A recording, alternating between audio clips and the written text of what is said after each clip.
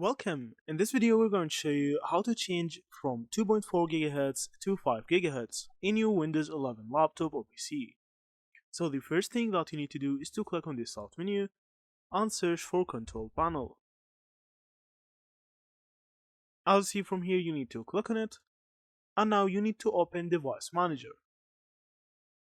From the Device Manager, you need to go to Network Adapters and expand it. Now you need to locate your Wi-Fi adapter and right click on it and click on Properties. Now click on Advanced, and from the value you need to change this from 2.4 GHz to 5 GHz. Also, if you choose the dual band, you can actually get both. After you do that, you can click on OK, and that's it. Now your adapter will support 5 GHz. Thank you for watching and see you in the next videos.